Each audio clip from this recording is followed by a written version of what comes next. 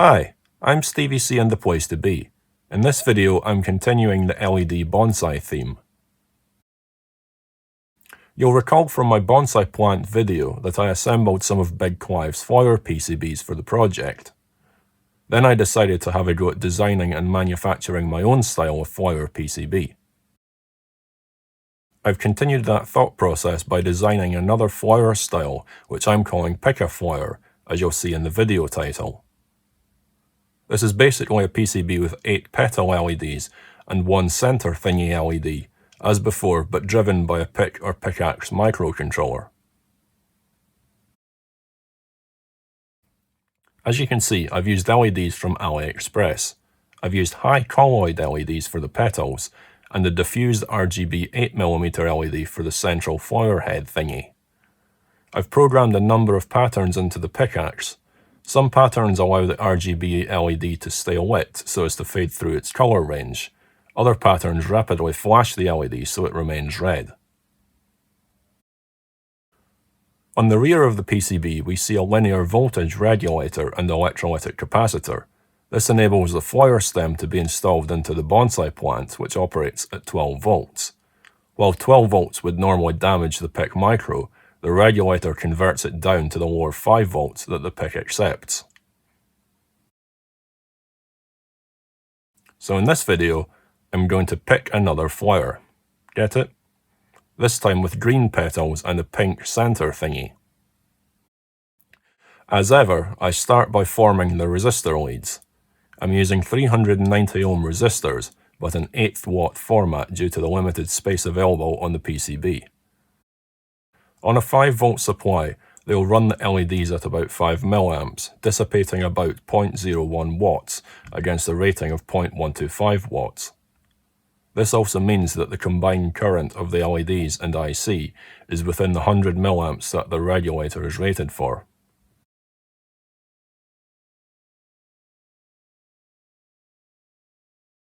I'm using the technique of soldering one component leg, then checking it's correctly seated before soldering the other one, so that if I need to adjust the component, it's a lot easier than trying to do it by reheating both joints.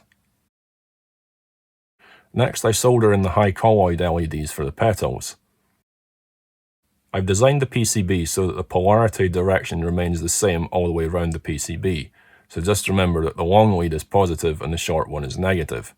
I use a slab of blue tack to hold the LEDs in place while I solder them. Now, I'm going to be honest here, this is not the best design, as I now have to make a choice between soldering the center LED and the logic IC socket. Both get in each other's way. So I'll show you how I assembled the first one. I soldered the DIL socket first using the second layer of the board, followed by the LED on the main copper layer. This does mean that I have to carefully aim the iron in between the plastic supports of the DIL socket.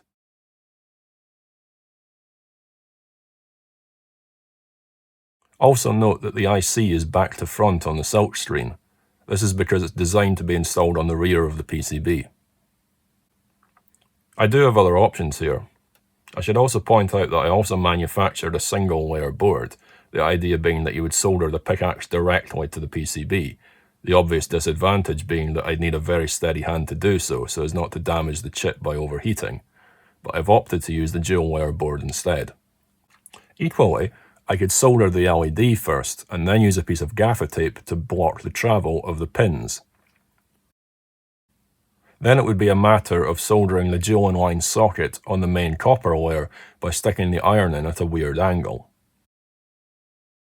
Anyway, I have a bit more redesigning to think about before offering these for sale.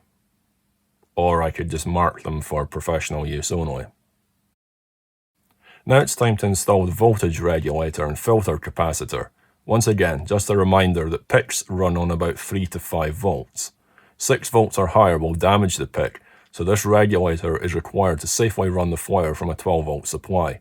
The capacitor just helps reduce fluctuations in the voltage, hopefully preventing the processor from crashing. I'm installing the regulator and capacitor on the rear of the PCB for neatness. Now, if I were to pour this into the power supply, it wouldn't do anything because we haven't installed the brains of the project. I'll be using a PICAXE 14M2, but in theory you could use a standard PIC, as it should be pin-for-pin compatible. The PICAXE is, after all, a standard Arizona microchip PIC with Revolution Education's PICAXE firmware running on top.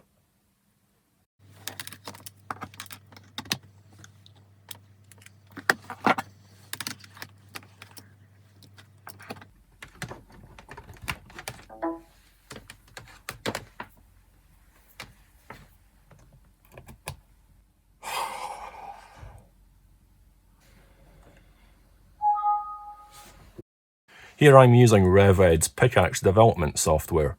I've written some patterns and chases using the basic programming language. It's now a case of wiring my PICAXE IC into my computer's serial port via a breadboard with some support components and writing the program data to it. So on the breadboard we have 8 LEDs forming the petals and one center LED which also doubles up as the serial data I/O LED. And now we have programming success. So basically that's the center head petal thing, and these are the outer petals. So now it's a case of removing the PICAXE from the breadboard, forming the leads, and gently waggling it into the socket on the PCB. I'm using more of this solid core wire to hook it up to power. I've twisted the wires together to create a flower stem so I can use it in my bonsai plant. I'm using green for positive and purple for negative because reasons. So here we have the finished PIC-a-Flower, ready for installation into my bonsai plant.